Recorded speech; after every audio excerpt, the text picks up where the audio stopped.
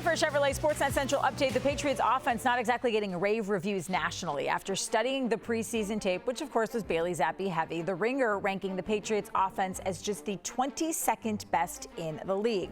Let's take a look at some of those reasons why using Carrying the Load, which is presented by the Chevy Silverado. Per The Ringer's Sheil Kapadia, writing, quote, "We saw in 2021 that quarterback Mac Jones can direct an efficient offense as the Patriots were 9th in offensive DVOA that season. But now Bill O'Brien has to show he can elevate an average quarterback and mid-tier offensive roster through his scheme, and I'm not sure he is capable of that." All right, that is where we're going to start today's deep dive. We got Amina Smith, Bill Perry here on set with me. Beetle will rejoin the conversation in just a second. Amina, what's your reaction to the Patriots offense being ranked 22nd in the league by The Ringer? I mean, we've been talking about it all offseason, but that sounds about right when you take a look at the pieces that they have on offense, the question marks at offensive line, whether or not the guys will be healthy. The biggest thing for me also on the offensive line, whether or not Trent Brown will buy in to the season. Will he show up and actually play games and give it 110%? And then you also take a look at the wide receiver room. We've talked about it time and time again. They don't have a superstar wide receiver. When you take a look at teams around the NFL, in order for them to have these high-flying offenses, these offenses that are favored, you got to have big names. You got to have a Jalen Waddle. You got to have a Tyreek Hill. You've got to have a Garrett Wilson out there. So I'm not surprised that, a national look at the Patriots offense, you look at it and you go, yeah, all right, that's an okay offense. It sounds about right to me. Average though. to below Yeah. average. Are they better than below? Because that, to me, 22 is a little below. Obviously, is a little below average because average would be 16 or, in that little range, if my math is correct. They do have, to me, though, the upside to be what they were in 2021. And I like the point that Sheil brought up. They were top 10 in DVOA in 2021. Now, I don't know if anybody would say they were purely a top 10 offense, and if you had to pick them and you had to draft them, you'd take them in the top 10. But they were an above-average offense with a rookie quarterback who was asked to do a lot at the line of scrimmage and in between snaps by Josh McDaniels. They put a lot on the quarterback's plate. In that old Patriot system, they do the same thing now. It was interesting to see Sheil's criticism.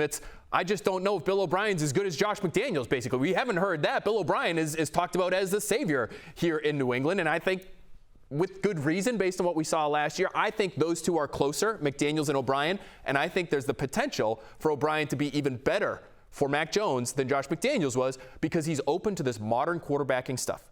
RPOs, the college game, stuff Josh McDaniels really had no background in and did not call for Mac Jones as a rookie. I think Mac Jones will be more comfortable this year than he was in 2021. I think they could be better than they were in 2021. So the style of offense you think, Phil, that they're going to run this year is going to look a little bit more like what we would see in a college game than the traditional sort of, behind center shotgun offense that Josh McDaniels ran? Definitely. Josh McDaniels liked two backs.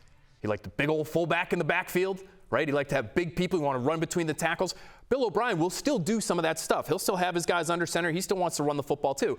But he'll spread it out. He'll have nobody in the backfield at times. He will use RPOs. Josh McDaniels did not call RPOs for Mac Jones, who is a heavy RPO user at the college level. So yes, it'll be a little bit more college-y, but it will still be a lot of the old Patriot stuff that you know too. It's going to be a real mesh of the college game and the old traditional Patriot style. I guess, what I wonder then is, one, do they have the personnel to run that successfully? And does that style of offense work in the pros? It works in college, but does it work in the pros? Honestly, I think back to what Adrian Phillips said during training camp when he talked about Bill O'Brien and them going up against the offense. And he said, they give you something different every single day, that Bill O'Brien adds a wrinkle every single day to confuse the defense. When I hear that, even though it might have a college-y feel with the RPOs and reverse plays and things like that, it makes me feel that it could work in the NFL. Maybe you add some complication. Honestly, anything will be better than what we saw last season from the Patriots on an offense. So I don't really have concerns about whether it can translate or not, because I feel like teams all around the NFL do incorporate some type of the college offense in their NFL offense. So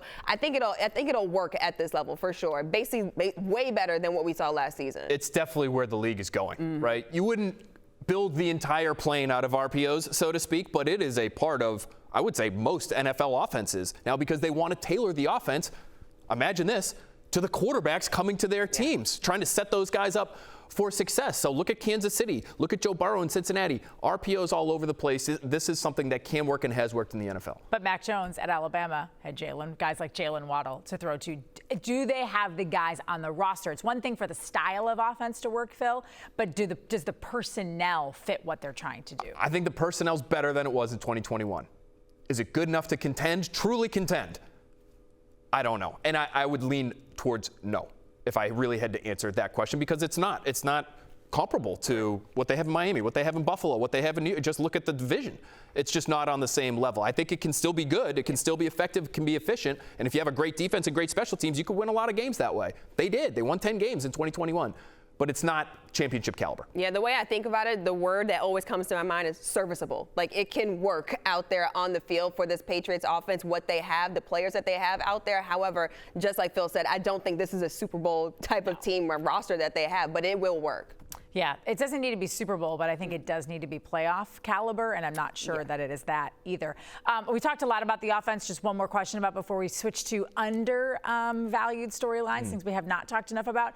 What do they do with Bailey Zappi? I heard you on the radio today with Beetle. Like, how do they handle him? What do they do with him, Phil? Because I know you can carry 3 quarterbacks, but you can only bring him up off the practice squad so often. Like, does he land back on the 53? What do they do with him? Yeah, you can only bring him back off the practice squad 3 times before he has to be on the active roster. So is he the number 2 quarterback for week 1? You'd use one of those elevations, unless he's activated between now and the game on Sunday against the Eagles. You'd use one of those. You'd have to cross it off the list. You could only do it 2 more times. He's on the practice squad. They have another guy that they need to get ready in Matt Corral, who to me is a better scout team quarterback. I'm a little concerned about where Bailey Zappi gets reps. Because if you're somebody who says they just need to develop him, they just need to give him more time, I agree with that. More time in Bill O'Brien's system should lead to better results for Bailey Zappi. I think he's capable of that. I just don't know when he practices, because Mac Jones is going to get all the starter reps. Matt Corral is going to get some reps, I would think, with the regular offense and the scout team reps potentially. So what does that leave for Bailey Zappi? Never mind Malik Cunningham, who I would love to see as sort of a package-based player used in spurts for the real team and the regular offense as well. So I don't know how much better he's going to get just sitting there on the practice squad. Sounds like he's the odd man out. All right, guys, we talked